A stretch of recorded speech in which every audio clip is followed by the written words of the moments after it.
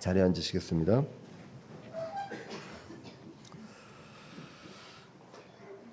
오늘은 고린도전서 16장 1절에서 4절 말씀을 통해서 성도들을 위한 복음에 관하여라는 제목으로 말씀을 같이 살펴보고자 합니다.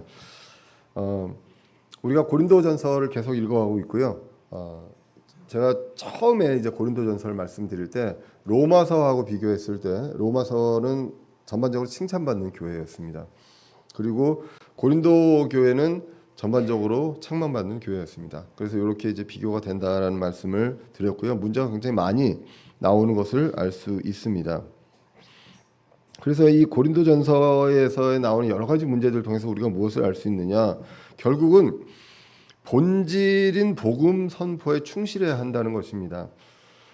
그래서 지금의 어떤 여러 가지 그 시대에 따라서 또는 시간에 따라서 시간이 흐름에 따라서 상황에 따라서 당면하는 문제들이 있습니다. 우리 교회도 여러 가지 문제들이 있고 당면하는 여러 가지 이슈들이 있을 때 우리가 무엇을 보고 판단할 것인가? 결국 복음 선포의 관점에서 우리가 당면한 문제를 볼 필요가 있습니다. 그래서 지금 우리가 만약에 논쟁하고 다투고 있는 이슈가 과연 복음 선포보다 더 중요한가? 이런 부분들에 대해서 우리가 볼 필요가 있다는 것이죠. 그래서 지나치게 서로 간에 지적을 한다거나 논쟁을 한다거나 서로 갈라진다거나 이렇게 하는 것들에 있어서 과연 우리가 이 복음 관점에서 과연 이게 갈라질 일인가? 이런 부분들을 다시 한번 살펴볼 필요가 있다는 것입니다. 그래서 본질에 충실해야 된다. 그렇지 않았을 때 고린도 교회에서 발생할 수 있는 여러 가지 문제들이 우리에게도 발생할 수 있다라는 것을 우리가 성경을 통해서 볼 수가 있습니다. 두 번째로 복음 선포에 방해가 최소한 되지 말라는 겁니다. 내가 하는 일과 내가 하는 행동과 내가 하는 말과 여러 가지 일으키는 이슈들이 복음 선포에 방해가 되라. 하나님의 영광을 가리는 일을 하는가. 이런 부분들을 판단을 해봐라라는 것입니다. 그래서 바울은 한 사람이라도 더 구원받게 하기 위해서 내가 약한 자들에게는 약한 자들처럼 되겠다. 이런 얘기까지들 하게 됩니다. 그 자리에서 그 사람의 입장에서 그 사람과 함께 공감하고 함께 하면서 이 사람을 어떻게 해서든지 하나님께로 구원받게 하기 위해서 하는 그러한 일들을 하고 있다라는 것이 이제 고린도전서 9장에 이제 나왔던 말씀입니다. 그래서 이제 14장까지는 이런 내용들로 하고 15장에 이제 복음에 대해서 말씀하시죠. 그래서 15장에서는 복음의 핵심인 부활에 대해서 말씀합니다. 그래서 죽은 성도들의 부활, 지금 이미 죽어 있는 성도들에 대한 부활과 그리고 그리스도께서 다시 오실 때까지 살아있는 성도들에 대한 부활, 이 문제에 대해서 구체적으로 말씀하고 있습니다. 그러면서 이 부활을 확신하고 소망하는 성도들은 굳게 서고 그리고 흔들리지 말고 주의 일을 항상 넘치게 하라라고 말씀하면서 고린도전서 15장을 끝맺는 것을 우리가 봤습니다. 그래서 이제 58절에 보시면 그러므로 내 사랑하는 형제들아 너희는 굳게 서서 흔들리지 말고 항상 주의 일을 넘치게 하라. 너희 수고가 주 안에서 헛되지 않은 줄 너희가 아느니라 라고 기록합니다. 그래서 우리는 항상 주의 일을 넘치게 풍성하게 해야 될 필요가 있는 그런 사람들입니다. 근데 그 전에 우리가 확신이 있고 흔들리지 말아야 한다라는 내용이 있고요. 이 말씀이 있고 16장으로 넘어와서 모금, 헌금에 대한 내용이 나오게 됩니다. 그러면 우리가 쭉 이어서 이렇게 본다면 주의 일을 넘치게 하는 데 있어서 물질이 필요하다라는 쪽으로 우리가 전체 그 흐름을 통해서 우리가 이해를 할 수가 있습니다. 그래서 복음을 선포하고요. 그리고 복음을 선포하는 사람과 그리고 그리스도의 몸된 지체들을 성장시키기 위해서 그리고 또 복음 선포하는 사람들을 지원하기 위해서 이 모든 것들을 할 때 물질이 필요합니다. 그래서 이런 부분들의 경계를 어떻게 설정할 것인가 이 문제들을 우리가 말씀을 통해서 볼 수가 있습니다. 흔히들 이야기합니다. 헌금은 이런 데 쓰여져야 한다. 헌금은 저런 데 쓰여져야 한다. 이런 내용들을 이야기하는데 이것들을 내 어떤 그 가치관 내 가치 판단의 기준으로 하는 것이 아니라 성경을 기준으로 이 부분들의 경계를 삼을 필요가 있다는 것입니다. 그래서 어디까지만 할 것인가, 뭐 이런 부분들, 이런 것들을 성경에 있는 그 그리스도의 일, 성도들의 일을 보면 알 수가 있습니다. 왜냐하면 주의 일을 풍성하게 하라고 했기 때문에 그 일을 풍성하게 하는 데 있어서 물질이 쓰이면 되는 것입니다. 그런데 전체적으로 이제 고린도 교회, 고린도 전서도 그렇고요, 신약 성경 전체를 보면 지역 교회 내에서 하는 일들이 있습니다. 그것이 바로 교육입니다. 말씀을 목사 겸 교사가, 그리고 성도들, 그리고 아이들 이렇게 교육하는 것들이 있고요. 그리고 서로 간에 세워주라고 합니다. 그리스도의 몸된 지체를 세워주라고 합니다. 그리고 이들을 성장시켜야 합니다. 이것 때 필요한 어떤 일들을 할 때 물질이 들어갈 수가 있다는 것이죠. 그리고 지역교회 밖에는 어떻습니까?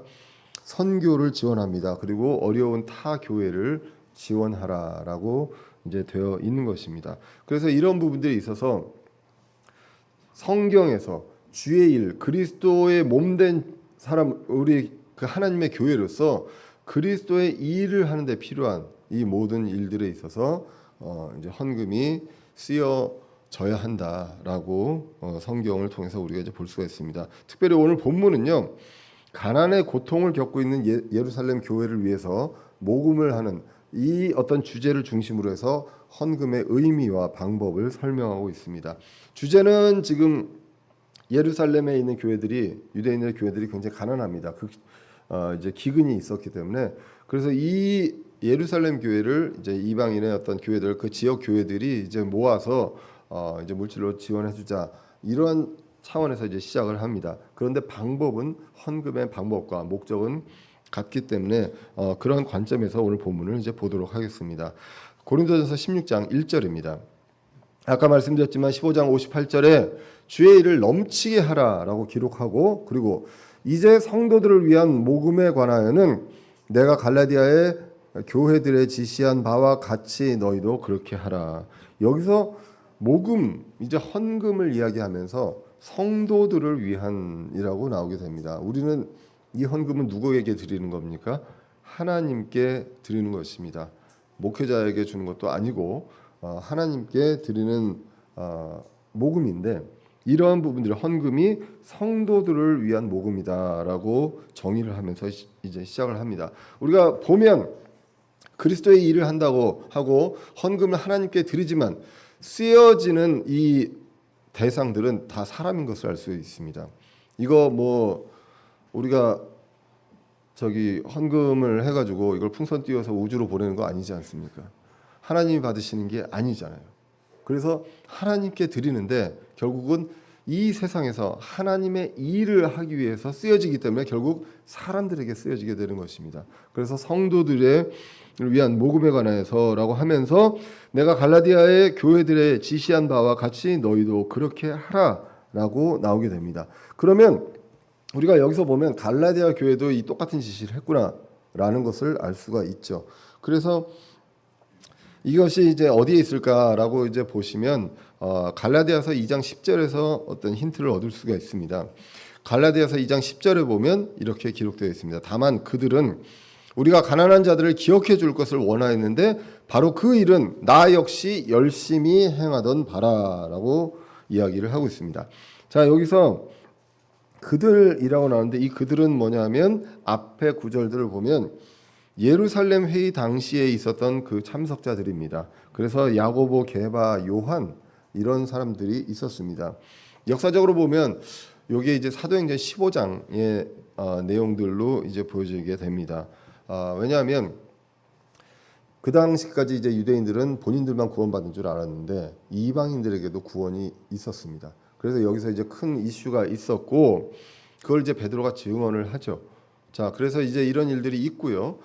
그 다음에 결국 그렇게 되다 보니까 그러면 이방인들도 할례를 받아야 된다라는 내용을 이야기합니다. 그래서 할례를 받아야만 구원받을 수 있다라는 내용으로 논쟁을 하게 되고 거기서 이제 사도 바울도 이야기하고 그러면서 이제 결론이 난 게 그러면 할례는 안 받아도 좋다. 그래도 이제 그건 구원이 대해서. 그러나 이제 피에 관련된 것들, 짐승의 피에 관련된 것들, 이런 먹지 말아야 되는 음식 같은 경우는 안 먹는 것들로 이제 권면하자. 이렇게 이제 결론 내리는 그때의 어떤 배경을 볼 수가 있는데요. 그럴 때 이제 그들 하면 여기서 이제 예루살렘 교회 당시에 있었던 야고보, 게바, 요한 등의 그런 제자들로 보여집니다. 그래서 그들이 뭘 원했냐면 사도 바울에게 뭘 원했냐면 사도 바울과 바나바에게 가난한 자들을 기억해 달라라고 이제 기록을 하게 됩니다.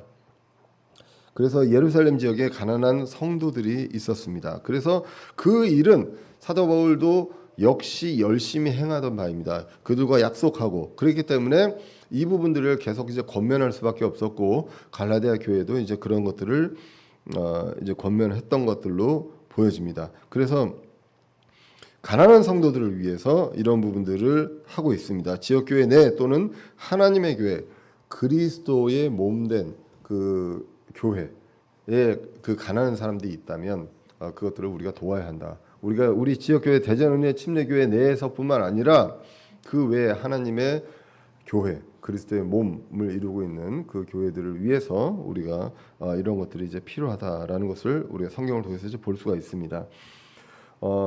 지금 이 고린도 전후서가 쓰여졌던 때는 이제 사도 바울이 3차 선교행을 했던 때입니다. 그래서 그때에 기록된 걸로 이제 추정돼 보이는 그런 서신서가 있는데 그게 이제 로마서, 고린도 전후서, 갈라디아서 뭐 이런 서신서들이 있는데 다들 예루살렘 교회를 돕는 모금에 대한 내용들이 나와 있습니다. 왜냐하면 이제 사도행전 11장에서도 봤지만 당시에 이제 기근이 있어서 굉장히 예루살렘 교회가 어려웠기 때문에 로마서 15장 26절에서도 이렇게 기록하고 있습니다.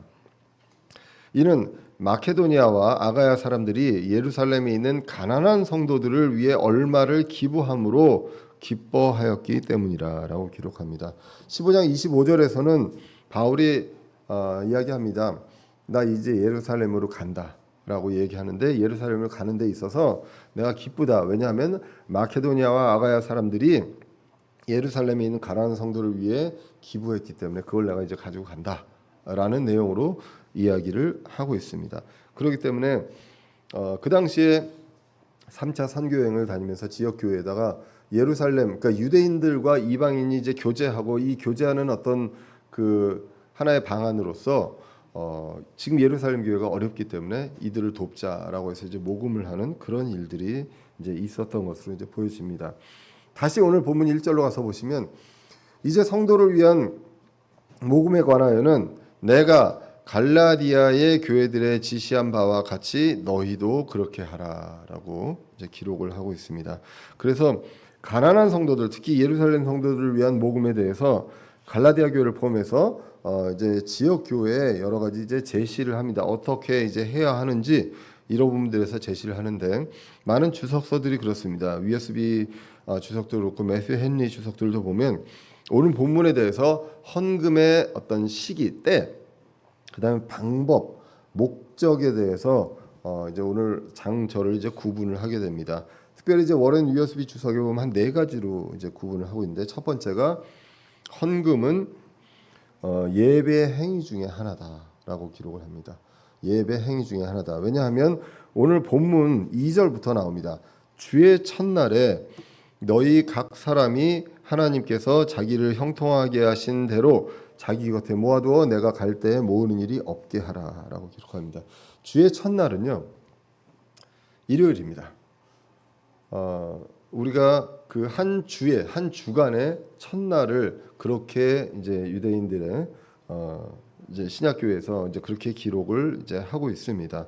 안식일이 있고요. 그리고 그 다음에 안식일은 토요일이고 그 다음에 한 주가 시작되는 게 이제 주의 첫날이 이제 일요일이죠. 그래서 주의 첫날에 너희 각 사람이 하나님께 자기를 형통하게 하신 대로 자기 곁에 모아두어 내가 갈 때 모으는 일이 없게 하라라고 기록을 하고 있습니다. 그래서 주의 첫날에 이제 신약교회에서는 이제 예배를 드렸습니다. 그래서 예배를 드릴 때 미리 모아두었던 것들을 이제 가져와서 이제 드리는 그러한 일이 있습니다. 결국은 예배를 드리는데 이제 여러 가지 이제 희생물을 드리고 하는 그런 어떤 차원에서 봤을 때 이것도 하나의 영적인 희생물이다라고 이제 볼 수가 있습니다.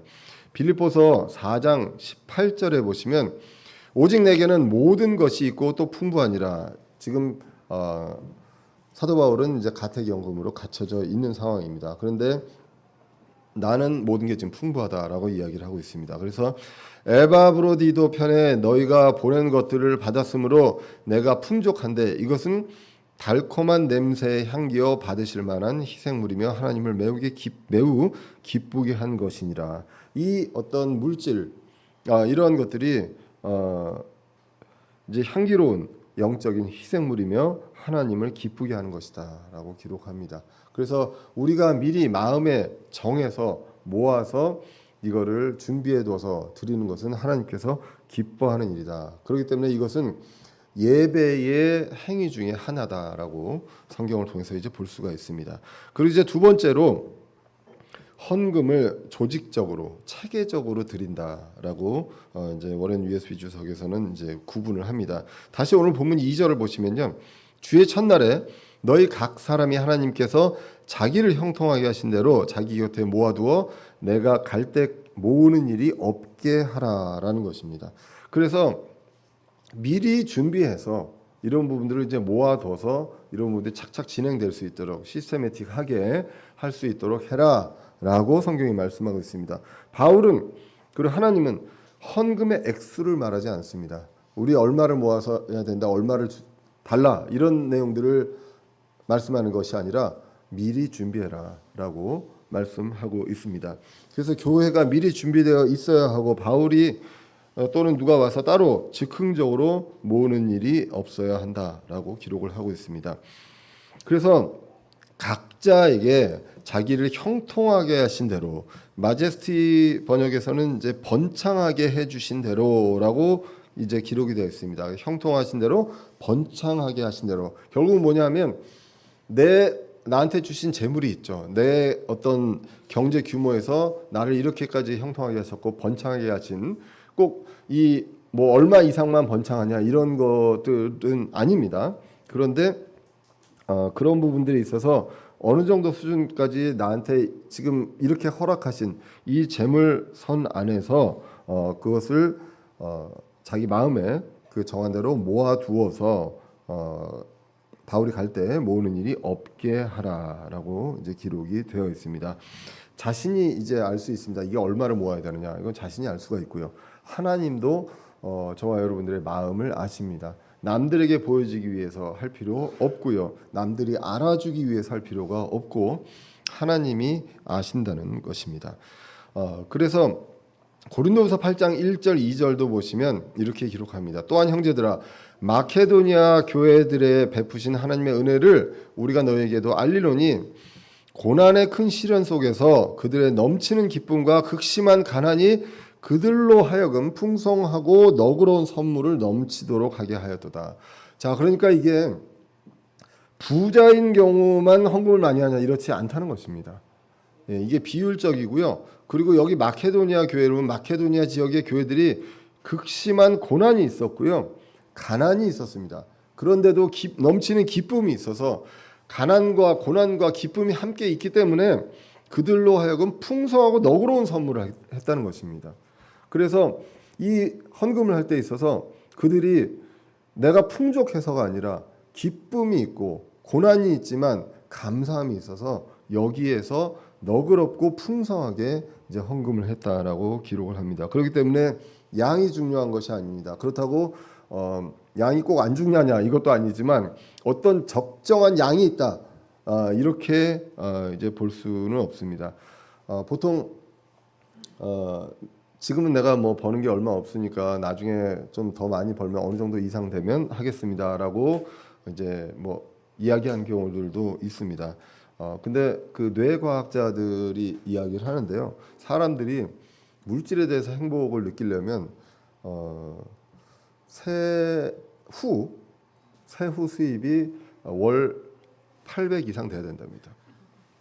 그러면 그 다음부터 이제 이 뭐 도파민인가요? 이게 이제 주로 분비되는 게 이제 그 줄어들고요. 그 다음에 거기서 더 이제 이게 그 엔돌핀이나 이런 것들이 늘어나려고 하면 거기에서 지수배로 증가해야 그 정도 느끼지 거기서부터 조금씩 증가하면 안 느껴진다고 합니다.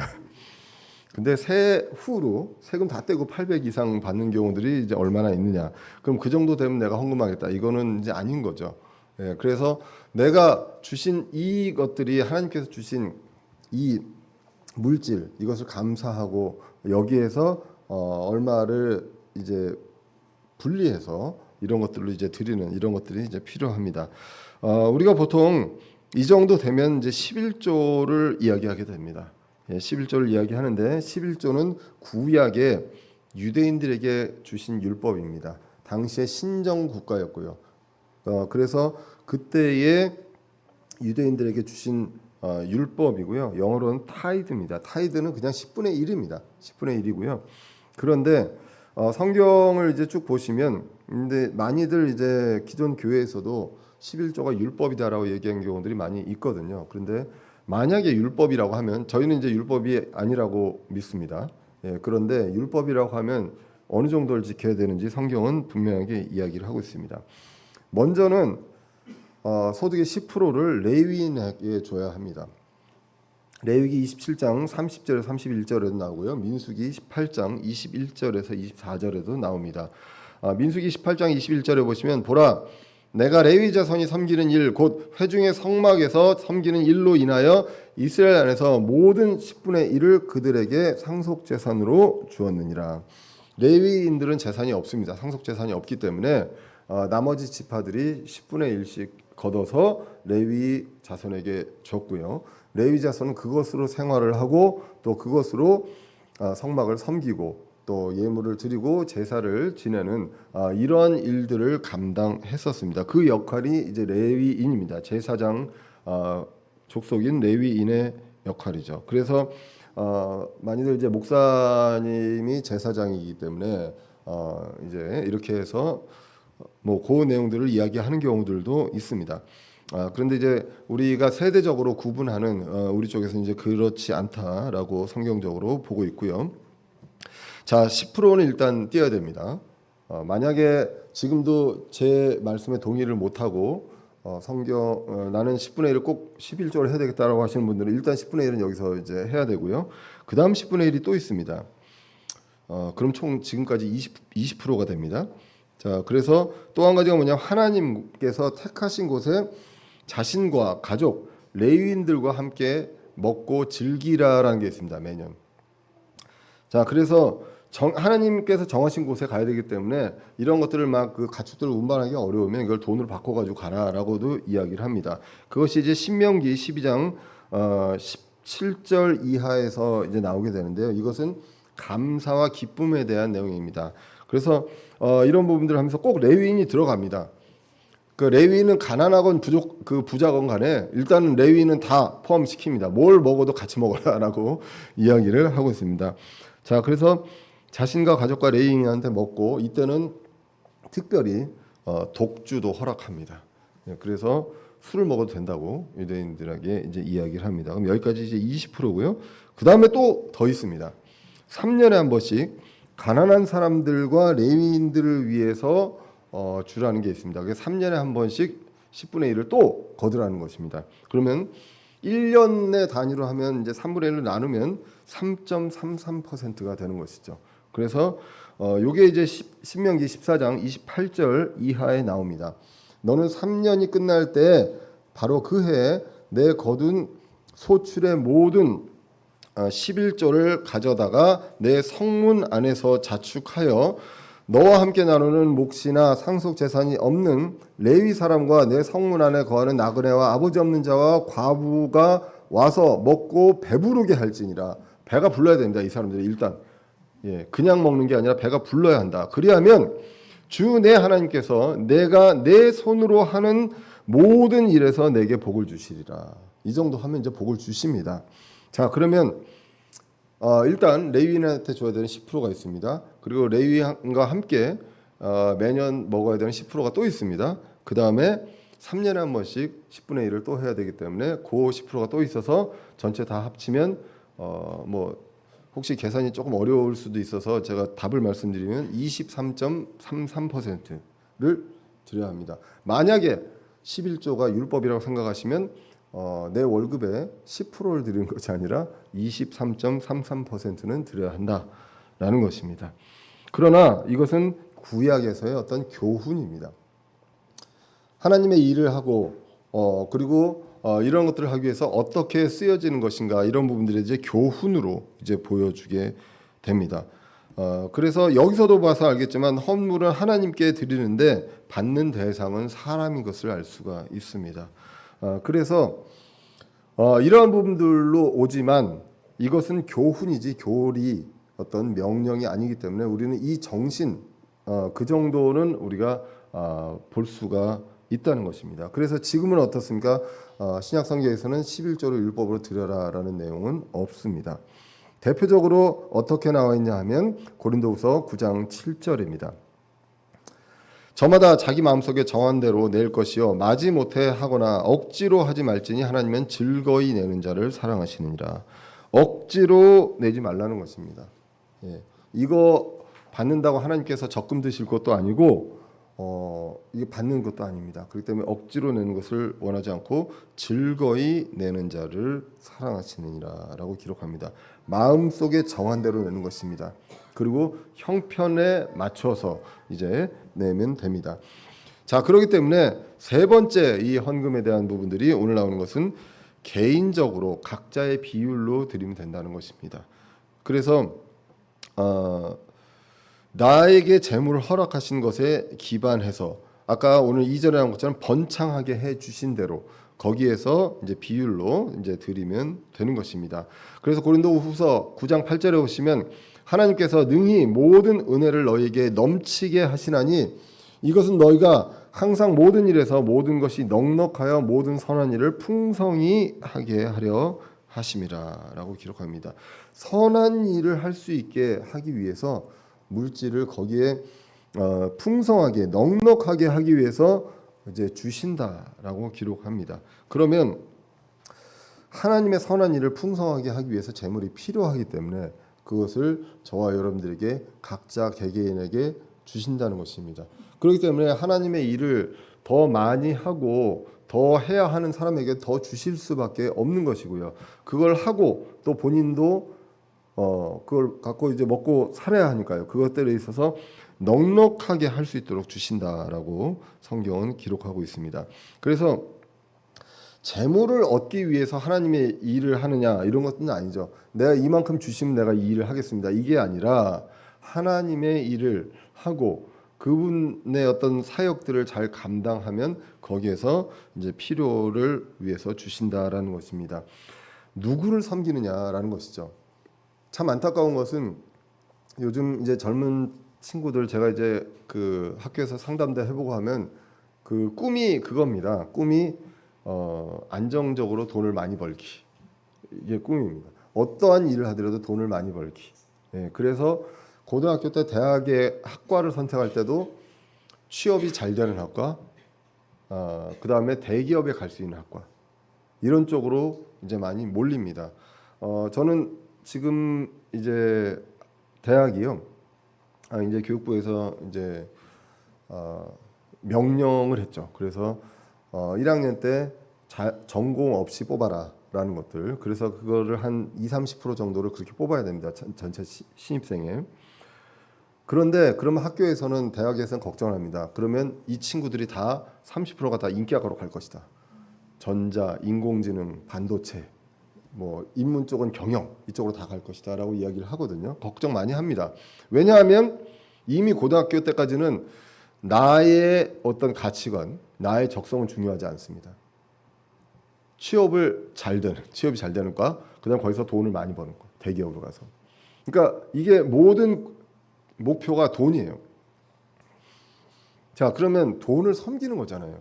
이 돈을 섬기는 친구들한테 과연 하나님을 섬기라, 예수 그리스도를 섬기라, 이게 과연 어느 정도 이 우선순위가 어떻게 될 것인가, 정말 어렵습니다. 그래서 저희 학교는 이제 제가 좀 많이 강조하고 있는 게 뭐냐 하면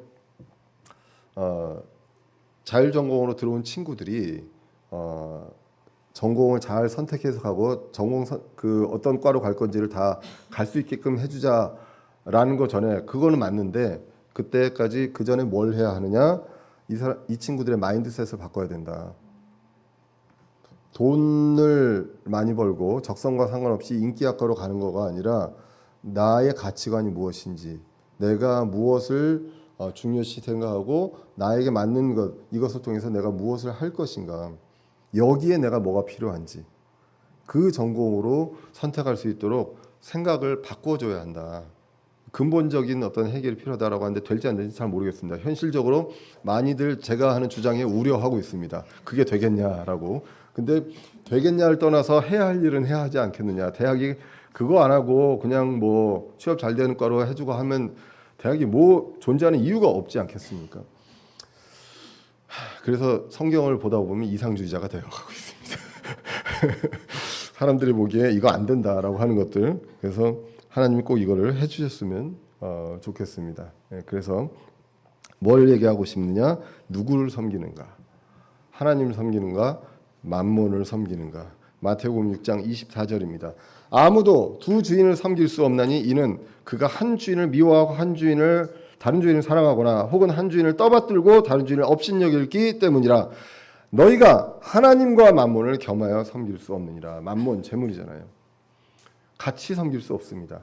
무언가를 먼저 했을 때 나오는 결과들은 완전히 180도 달라진다라고 기록을 합니다. 그래서 이 마태복음 6장에서 이 내용을 말씀하시면서 33절에 그 유명한 말씀이 있습니다. 오직 너희는 첫째로 하나님의 왕국과 그분의 의를 구하라. 그리하면 모든 것을 너희에게 더하시리라.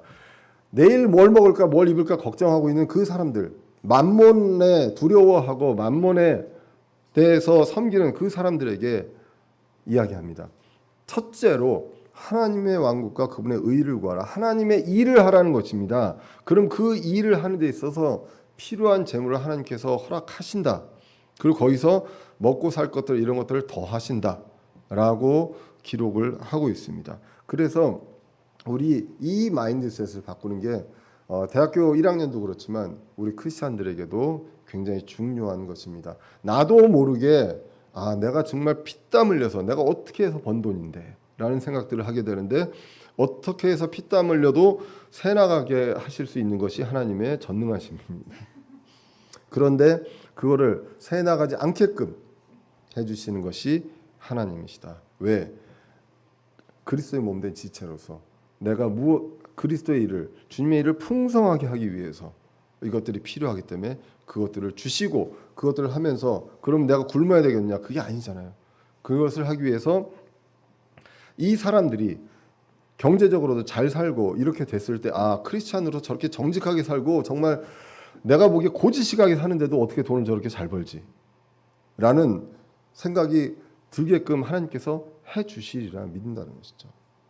그래서 이 부분들로 우리는 마인드셋을 바꿀 필요가 있습니다. 그래서 주의 첫날에 예배 때 헌금을 할 수 있도록 즐거이 감사하는 마음으로 미리 모아두어서 일정 비율을 먼저 우선순위로 먼저 모아두는 것, 이것이 필요하다는 것입니다. 교회는 그것을 조직적으로 관리하고 필요한 곳에 쓰게 됩니다. 내 돈, 교회 돈이 아니라요, 하나님께 드린 재물입니다. 내 손을 떠나는 순간 내가 있을 때도 그렇지만 이것은 하나님의 것입니다.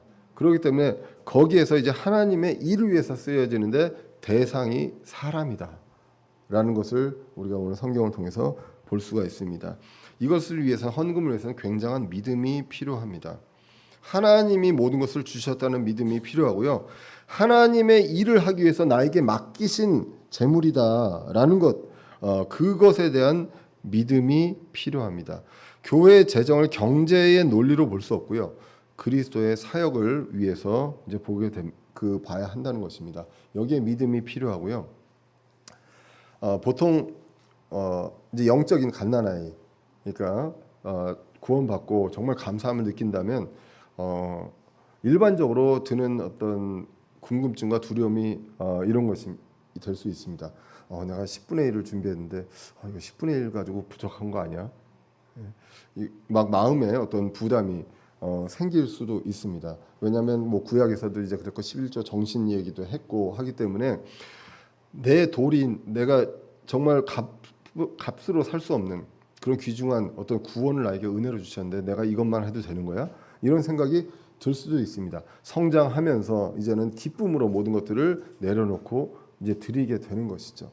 그래서 이런 어떤 부담이 믿는 사람들에게는 있습니다. 그래서 헌금이 믿음입니다. 개인적으로 각자의 믿음의 분량대로 이제 드리게 되는 것입니다. 마지막으로 네 번째, 헌금은 정직하게 투명하게 관리되어야 한다라고 오늘 본문이 말씀하고 있습니다. 고린도전서 16장 3절입니다. 내가 가면 너희가 너희의 편지로 인정하는 자들이 누구든지 내가 그들을 예루살렘으로 보내어 너희의 너그러운 선물을 가지고 가게 하리라라고 기록합니다. 그래서 여기서도 보면 헌금을 관리하는 자들이 있습니다. 그래서 인정하는 자들이죠. 편지로 인정하는 자들. 그러니까 말하자면 추천서 뭐 인증하는 어떤 보증하는 그런 사람들이 있습니다. 그래서 누구든지 그들을 예루살렘으로 보내어 너희의 너그러운 선물을 가지고 가게 하리라라고 기록을 하고 있습니다. 그래서 가난과 사역을 위해서 지원하고 철저하게 교회로부터 인정받은 성도들, 위임받은 성도들이 이것을 이제 관리를 해야 합니다. 왜냐? 고린도후서 8장 20절 21절에 이렇게 기록하고 있습니다. 우리가 집행하는 이 풍성한 선물에 대하여 아무도 우리를 비난하지 못하게 하려고 조심하며 주의 눈앞에서뿐만 아니라 사람들의 눈앞에서도 정직한 일들을 예비하노라라고 기록합니다. 그래서 비난받지 않게 조심해야 한다는 것입니다. 이 물질로 인해서 비난받지 않게 대부분의 원인이 목회자이죠. 예, 작은 교회는 그렇지 않겠지만 이제 대형 교회는 이제 헌금이 액수가 늘어나면서 그런 부분들에 있어서 이제 목회자에 가는 여러 가지 그 어떤 재정적인 것들이 많아지면서 여러 가지 사회의 비난을 이제 받게 됩니다. 그래서 이런 부분들에 있어서 조심해야 하고 투명하게 정직한 일들을 예비해야 한다라고 이제 기록을 하고 있습니다.